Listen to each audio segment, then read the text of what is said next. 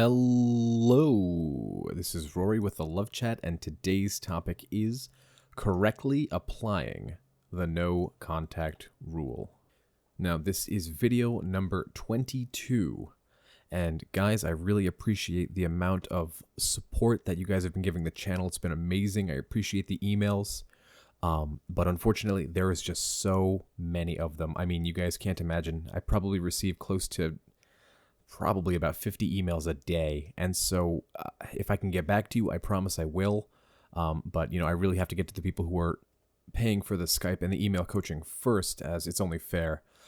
So I promise that if I don't respond, it's not that I'm ignoring you. It's not that I don't care about your issue or your situation. But at the end of the day, there are so many emails and there's just one of me. And so if you definitely want a response, make sure to sign up for a coaching. If you are unable to afford it, I promise I'll try my best to get to your emails. And, as the channel grows and becomes bigger and it's able to support itself a little better, my intention really is to be doing this full time, but it's not there quite yet. And so as I release more and more videos, the best thing that you guys can help me do so that I can do this longer and, release maybe a video every day at some point is to subscribe and hit like so that the channel can grow and basically I can move into a more permanent role making the videos and answering emails and, doing the coachings.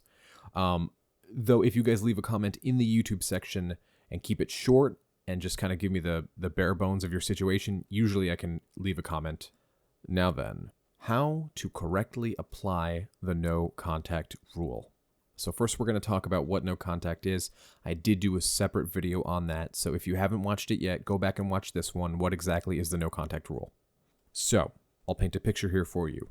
You and your ex have just broken up, okay? And ideally you found this video before that happened, but if you didn't, it's okay. You've just broken up and you say to them, I do not want this situation.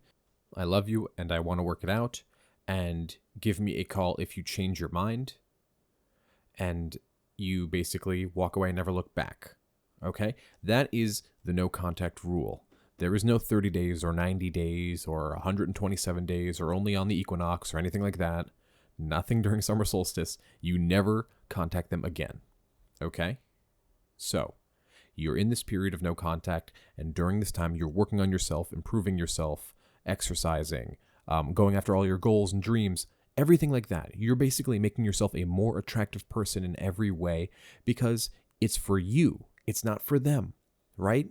And if they come back, they can have this amazing prize, but it's not for them. It's for you to grow and become a better person and to heal and all of these things that are cathartic and make you feel clean and whole again. And they remind you what you were like before this relationship, because before you were in this relationship, you didn't need them. You didn't pine for them. But as time went on, you grew together and you discovered how much you love them. And it became this sort of need, this obsession to have them in your life because you forgot how to function on your own.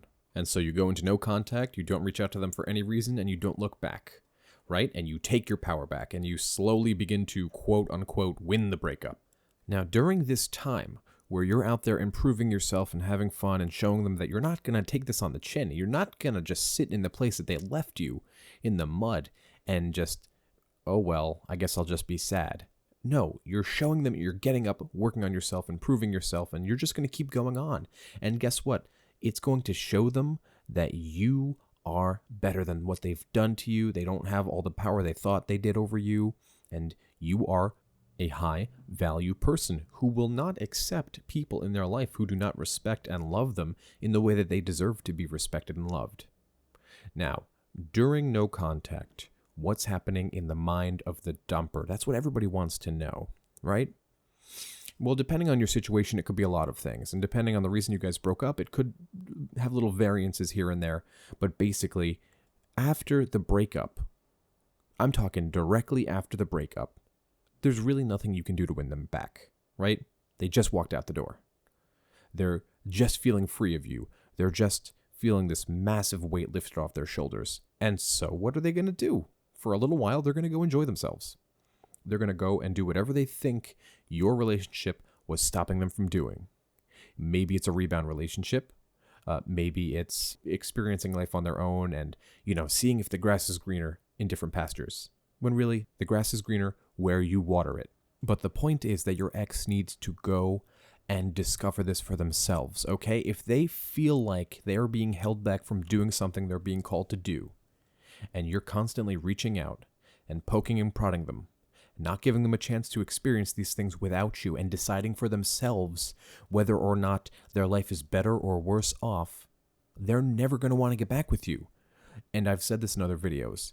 You need to give your ex time and space to miss you.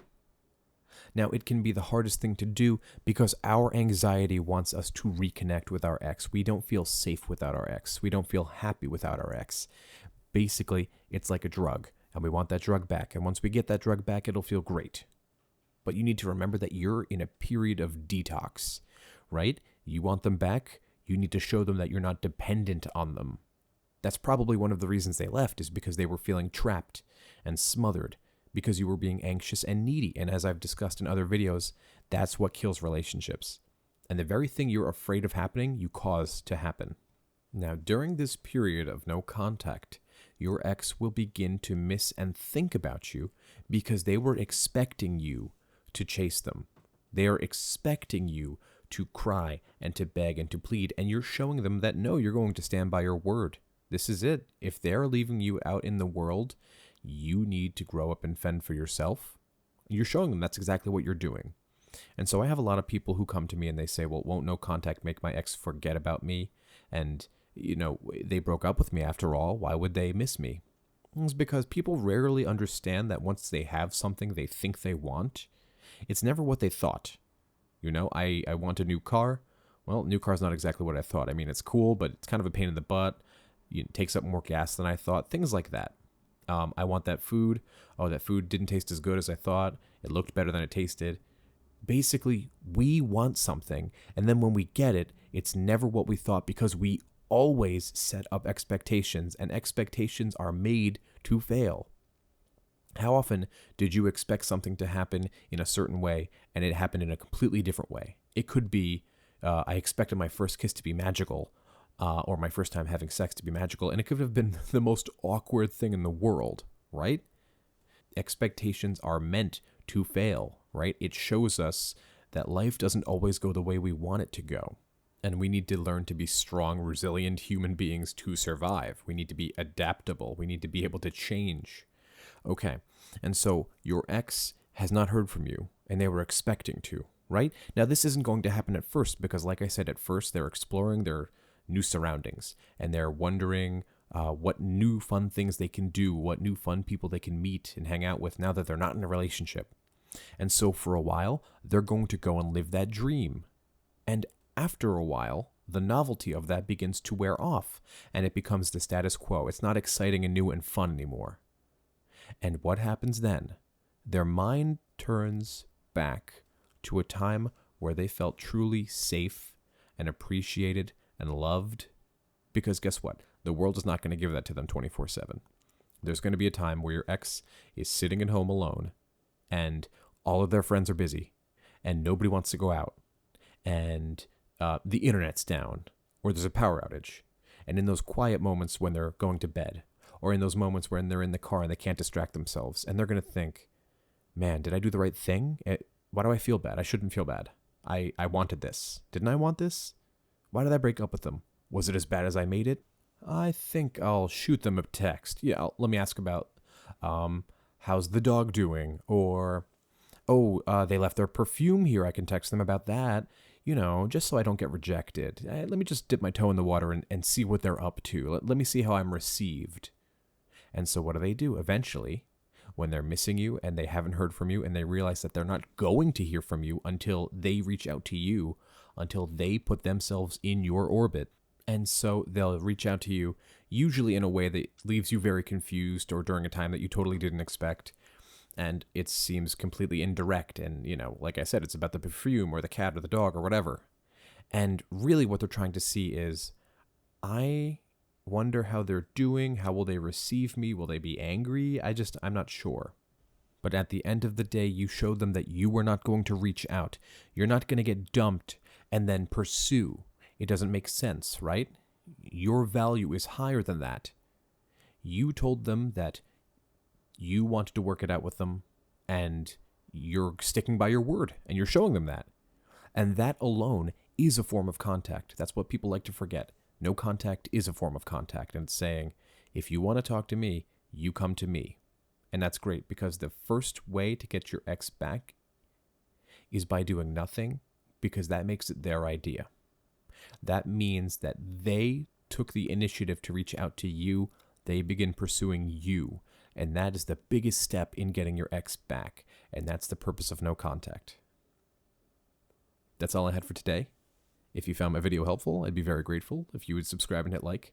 Definitely leave a comment below and tell me what topics you'd like covered in the future. Also, if you'd like to do a Skype coaching or email coaching, be sure to email me at thelovechat@gmail.com.